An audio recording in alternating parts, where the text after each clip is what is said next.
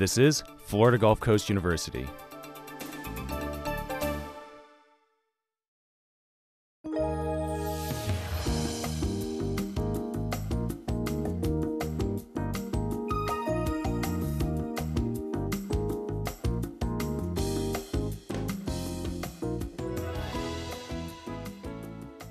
There are probably as many definitions for the word leader as there have been leaders in the world, so it is a near constant source of scholarly interest. It is certain that the leaders of tomorrow are in classrooms around the world learning to be leaders today. What new issues will they face? What new skills will they need? And how are they being trained and developed? A discussion on the leaders of tomorrow on this edition of FGCU Perspectives. Our guests are Dick Pegnetter, Dean of FGCU's Lutgert College of Business, Florida Gulf Coast University President Wilson Bradshaw, and Michele Yovanovich, the Dean of Students for FGCU.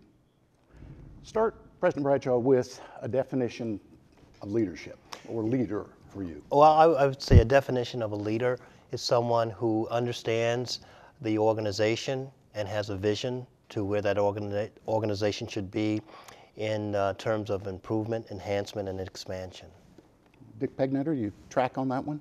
Oh, very, very much so. I think one of the points President Bradshaw made is the notion of vision, that if you're not setting a vision for the organization as a leader, then all of the things that you might try to do can just fall off to the side because people are unclear about what those motivational things are intended to have them do or what you're trying to have them focus on in terms of their own leadership role.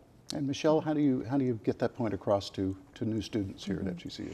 Well, I think I would add to that definition not only being able to set a vision, but to inspire others to follow you, to get where you're going. If you can't inspire others, you're going to be out there by yourself, looking behind you and no one's following. So that's what I would add. So inspiring makes me think of the phrase a natural leader. You know, somebody that didn't have training there, they do it by charisma. Yeah. Is there room for that? I think charisma is certainly can be a component of effective leadership. Does not necessarily have to be a component of effective leadership. And charisma should not be mistaken for leadership as well. So there's always a danger of that. But certainly charisma can be a very useful tool in exercising leadership. Where do we go with, we talk about this being the generation, the next generation of leaders. What will they need to do that maybe earlier generations didn't? Well, I think in terms of the environment in which they work, vast differences between what's now in place in terms of the needs of organizations to be successful and what was in place 15, maybe even 10 years ago. And that was that people went to work in large organizations and they would often see their career path associated with those large organizations. Now, people are becoming aware, even if they had entered those companies just a few years ago, that there's very much shifting and not always fragmentation, but division of the organization, and it may cease to be in the form that it was in when the individuals went there to be hired. So I think that means that people need to be prepared to deal with a good bit of ambiguity and have a good focus on their own personal skill set rather than associating only one path for their leadership activity to move them ahead in successful careers in that organization. So I think a high tolerance for ambiguity has become a much more significant part of understanding the environment in which you're going to have to operationalize leadership skills. Michele, you're nodding. Yeah. I think so too.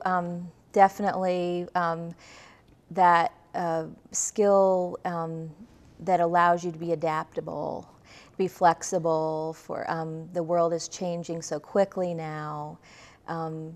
15 years ago, a lot of us didn't even use email at work, and now that's what we do all day, right? Really. So I think students coming out of the university setting have to be adaptable to very rapid changes in the work world. Mm-hmm. And it's, we talk about business, we talk about institutional, leaders are in all facets of every community we have. So these same skills you think are? Absolutely. I think one of the things that you get in a business curriculum, for instance, has a number of different courses that focus on really the organizational dimensions of the workplace, whether that be a private sector business organization, a public administration environment. There are certain aspects of effectively leading the organization that are important wherever that individual ends up being a leader. So there really isn't a huge difference in terms of the creative skills necessary to be a good leader that vary from different types of organizations.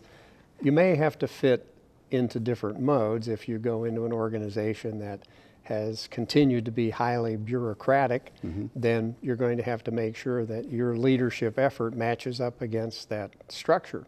Probably the strongest organizations are the ones that, with a clear, comfortable sense of the vision of where the organization is going, and that's at the top, that empowers the individuals who are reporting as leaders and all the way down to the basic parts of the organization, because that's really where the greatest energy gets released in the organization.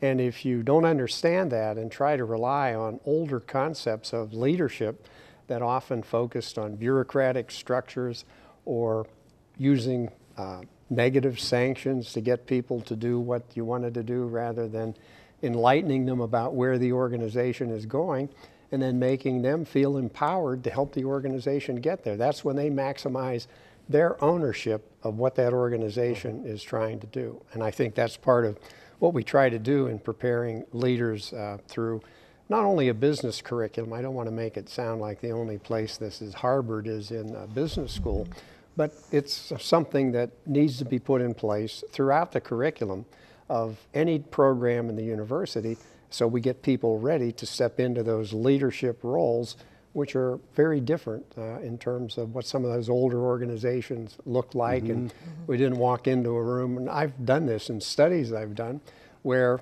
you wonder about leadership issues. And I went into one place, I won't name the organization, where there must have been over 100 people sitting at desks doing small bits of paperwork and putting that result in a little basket that occasionally got picked up by someone else. And there was one person walking around in the front of the organization who was given the title of supervisor, and that's all that person was doing all day long.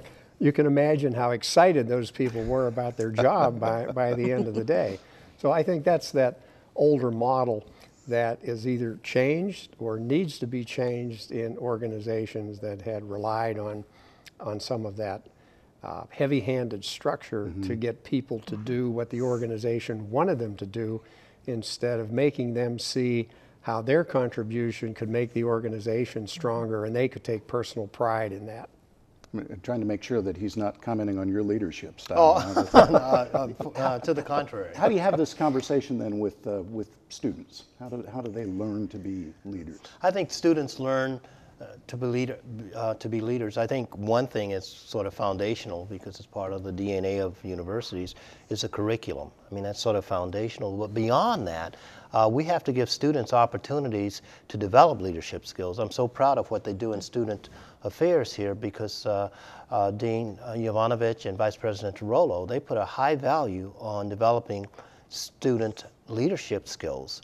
And I have learned a lot just in my 3 years here of how important that is. So students need to be given the opportunity through clubs and organizations, through retreats with other student leaders, to learn from each other what those skills are. Because leadership skills really do generalize across different areas. I'm recalling back in the mid-2000s, just fairly recently, the CEO of Burger King left that organization to become the CEO of Northwest Airlines. My point there is that the skills that serves a person and an organization are oftentimes generalizable, but students and those who are exercising leadership, they just need to be in tune with that. And I think for us to give students an opportunity through student leadership development, through involvement in student government, those are opportunities that you can really only find in colleges and universities for that 18 to 22-year-older. And Michele, these opportunities, clubs, organizations, student government, it's a chance for somebody to experience leadership, but it's safe. I agree. That's what we do in student affairs. Dean of Students Office and expanded to all the other areas in the Division of Student Affairs is teach student leadership and give them and provide opportunities for students to try out those leadership skills, to apply what they're learning in the classroom to the real life situations. Our students here have tremendous input in decisions a university makes. They're on many committees across the divisions of the university. Our student government has nearly a $3 million budget, which they administer, of course, with our guidance, but they're working on real life issues, figuring out what the needs of the other students are and putting programs in place. That's one student government is just one example, but working on campus as an RA, a resident assistant, critical position, frontline, working with the students 24 hours a day is a wonderful leadership experience. That's how I started my career in student affairs as an RA. Orientation leaders, those are that's the face of the university. We put students out there and we trust them and do a lot of training and development and work with them, but they're just excellent contributors to the whole university experience. And can you look back at graduates and say, I remember when you did this, yes. and now you're doing what? Something. Well, I think that's one of the wonderful benefits of being in student affairs, because we do see students come in as new students or as freshman students, really eager to jump in and experience things, and we get to see their growth and development over the years through graduation. And it's just a wonderful experience to see them transform their lives and learn and grow, and we have so many successful alumni. One of my experiences here at FGCU was to start the alumni office. So although our numbers are smaller compared to some of the more longer established universities, our FGCU graduates are doing wonderful things, starting businesses, going medical, law school professionals. Many are working in the area. A lot leave the area and then they're coming back now to Southwest Florida. Yeah. Yeah, if I could add to that point, Kevin, and pick up on what President Bradshaw said just a minute ago, in terms of maybe another thermometer in measuring whether that experience in putting students in leadership positions or putting them in organizational positions while they're going to school is valuable and paying off. For the last probably 3 years, the President's Office has supported a group to be part of the college level of Leadership Florida, which is the statewide organization of leadership development. And I've been to about 3 or 4 of the meetings where those students from FGCU have appeared in the annual meeting of Leadership Florida, and I can tell you with no hesitation that they have really presented themselves extremely well and demonstrated that just because we're a newer university, we're preparing students to step into leadership roles that is certainly on a par if you compare us to the students that came from the other 9, or is it 10 now, universities in the state university system. They were extremely well received, very successful in the experience, and that isn't really competing on a statewide basis, but it's a good measure of how our students are being prepared to hold themselves up as leaders when it comes to comparing us with the other state universities. And President Bradshaw, you mentioned to me before the program began that one way for a student to learn about leadership is to meet leaders and to have that opportunity to interact with leaders, and they have that opportunity. They really do. I teach a course called Lesson in Leadership, and I've done that for the last 3 semesters, and we're planning the fall semester as well. And it provides, it's an honors course, and it provides about 40 students an opportunity to hear from very accomplished leaders across all sectors. And those leaders come in and they talk about their leadership style and what contributed to their successes. And having listened to many over the last three semesters, students have come to appreciate there's no one path to being a leader. They understand that you bring that unique part of yourself to your ultimate leadership style. So when, when you're asked, well, what's your leadership style? Oftentimes people say, well, I'm inclusive, but really the core of that style is something probably many of us find hard to articulate. But it's that uniqueness that really sets us apart in developing how we see ourselves as leaders and how we then actualize that to motivate, inspire others. You mentioned before, Kevin, that student leaders, they're in an environment that's safe. To be sure, they're in an environment that encourages risk-taking, but there are consequences to those decisions, even as student leaders, and we've seen some of that. And those are student leaders, just as all of us, we can learn from looking at established leaders. I think a clear example is the CEO of BP. And he had been a very successful CEO until the crisis. And there were missteps. And for whatever reasons, whatever skills he had developed over those many years of being successful, they did not serve him well as a leader in this situation. And I think there's a lot to be learned from that. If I could add a footnote to what President Bradshaw mentioned about the leadership course he teaches, I've had the opportunity to meet with probably half of the people who were speakers after they had given the presentation to that class. And I can tell you that they were, to a person, very impressed with the quality of the students and the quality of the questions that they asked, which is essentially a way of saying we had people who are very successful individuals in leadership roles commenting genuinely about the strength of the students that we were turning out here. Well, how often do you students, college students, get an opportunity to actually question the former CEO of Lockheed Martin? And that's what occurs in the Lessons in Leadership course, or Myra Daniels from Naples. It's a great experience for some of the best and brightest students that FGCU has to offer. Michele, we talked about the skills that today's students will need to be leaders. And they bring some things to the table too. This generation has some skills that are very different than the ones we might have brought in. Yes, researchers, educators, we love to research, and we've called this generation of students that are here now millennials, the millennial generation, and they're very active and involved, and they work well in teams because they've had opportunities growing up to be on team sports, and much more so than the generation before that. I mean, we never did that kind of thing really, or not to the level that they're doing.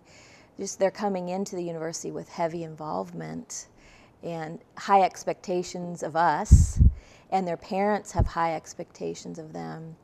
So it's a wonderful group, environmentally conscious, very concerned about the way things are done, and I just enjoy working with them because of these talents and qualities that they bring in.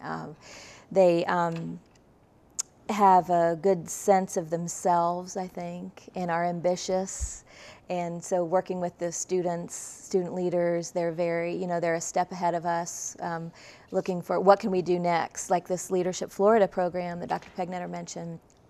I think FGCU, as one of the mid-sized universities, is sending one of the highest numbers of students to that program, even compared to the other established bigger state universities. So our students are really sensitive to getting involved in things that will help them in their career. I think about things that must be different for students who will graduate soon and head off into the world. Communication is so different today than it's ever been, and it continues to change. That's got to be a huge part of the leadership equation. Dean Yovanovich mentioned that students bring different skills. I think one of those skills is the ability to communicate, maybe in very non-traditional, maybe different ways, but effective ways. And the world has changed, and with that has come the method that we communicate with each other. And no one could ever convince me in my teenage years that we would have a 24/7 news channel. Our students have grown up with that. Right. That's internal to them. Right. So communications as traditionally defined has evolved. It has morphed into, I would suggest, a more sophisticated, complex type of arena than than writing and reading. Students have an ability now to maximize communication tools in ways, well, even those tools were not available to us when we were in college. I think that makes them good multitaskers as well, because they do handle all of this incoming information, cell phone texting, 24-hour TV, that kind of thing, Facebook. And I think they're able to balance the multitasking very well. Yeah, my mom used to admonish me for having the radio on while I was doing homework. Well, there are radios, televisions. Yes, you got your phone right there. Yeah, your iPhone, and you're texting it. I mean, so there's a lot there, and to some people it may seem like overstimulation, but if you actually observe younger people today, you can see that they filter that. They have multiple channels that they seem to operate on. And know how to switch focus maybe much quicker than previous generations.